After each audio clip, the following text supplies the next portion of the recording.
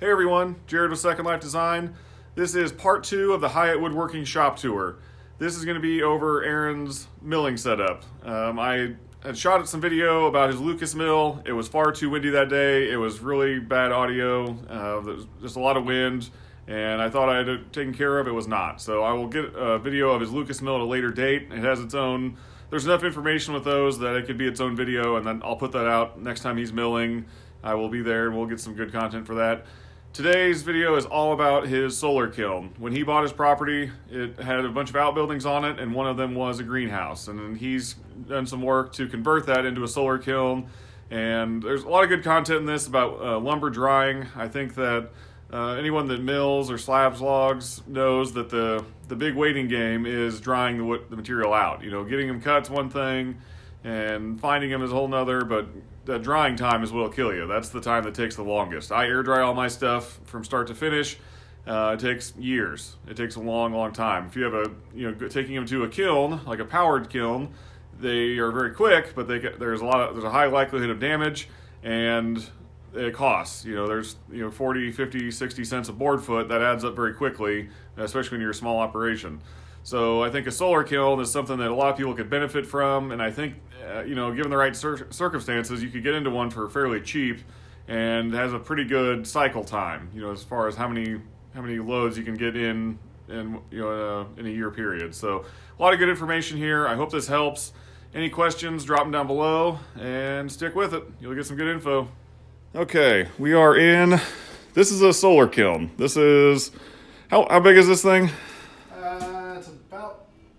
12 by 28, I think. Okay, so this was a greenhouse at one point, right? Yes. So this whole building this is another outbuilding on Aaron's property, and was a greenhouse, and he's converted it to a solar kiln. And pretty standard, this has been done before, and you have some fans and things in here to make everything work right? Yeah, I've got 4 fans on timers, so you can run them, you could put them on a temperature control or just a time control. I have time control. So, depending on the time of year, I'll run them from 9 a.m. to 6 p.m., something like that. Okay. So, and then, how hot can it get here?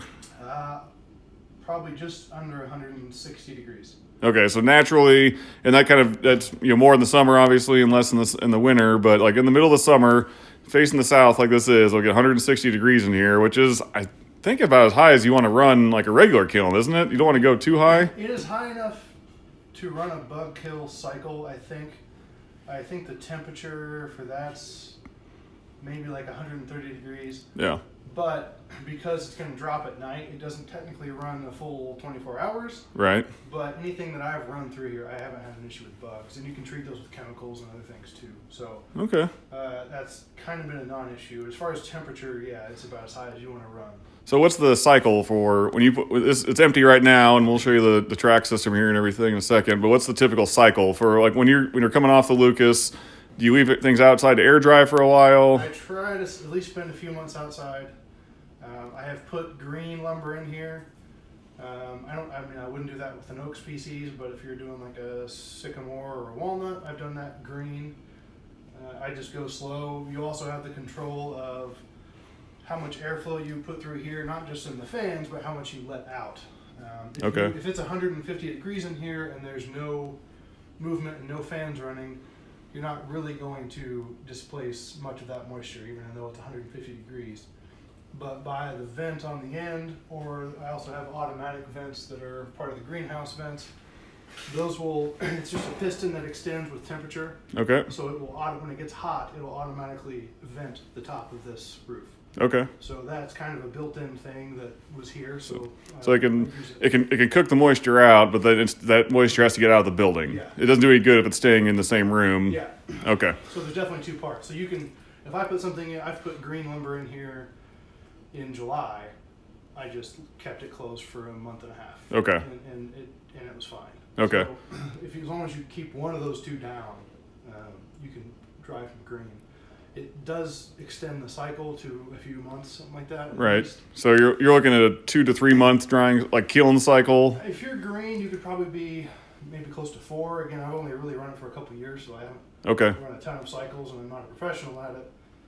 But there's a lot of information out there to read. Yeah, I found a lot of different things. I'm sure you have as well, and everyone. It's a whole science that I don't know if anybody has figured out. You can go by the end results of, well, the stuff's dry and all the bugs are gone, so that's the end result we're all looking for. But I know some people will air dry for 3 years and they put it in a kiln for however long, and that's is that, you know, what's your ideal cycle? I mean, you with your setup there. I mean, between you get them slabbed, they're air drying for 3 months, in here for 3 months, so you have a 6-month turnaround in the ideal conditions. Yeah, and even if it's air dried decently, it can be less than, you know, even 2 months if it's really air dried. Okay. And it's the hottest part of summer, and and it's, say, walnut. Right. I wouldn't do that with some species, but there are kiln schedules. A lot of it comes down to your percentage of moisture you can lose per day.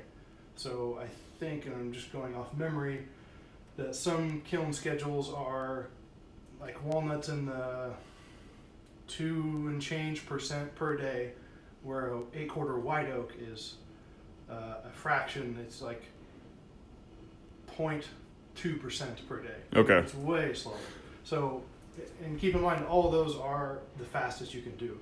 Right. You can always just go slow and it's fine. Like, right. I don't really push anything, and I only run a few cycles a year in here. Right. Day, so I don't really have to worry about it. But I can also fit, I don't know, board feet, because I put logs in. I haven't just put dimensional lumber, but I can put 6-7 logs in here. Right. Yeah, so we'll get a shot of this really quick. This is really cool. This track system Aaron's made. Aaron does a lot of welding, and I often joke with him he does more metal work than woodwork. But it's got this whole track system. It's 28 feet long, and these are 10 feet long or whatever, and they're all on a track. So he can get this thing loaded up. And they get pushed out the door. It goes all the way out, and so it goes up far enough through the fence, and he can load using his loader in from the side. So this is pretty awesome. The track breaks, so he can get the door shut and everything. But this is got to be a time saver. I mean, is it hard getting the stacks in when it's loaded? Because you're talking tons. I've got a video on my Instagram, probably from maybe summer last year. That's probably 4,000 pounds of oak on that, and I pushed it right in. Okay. No, this is.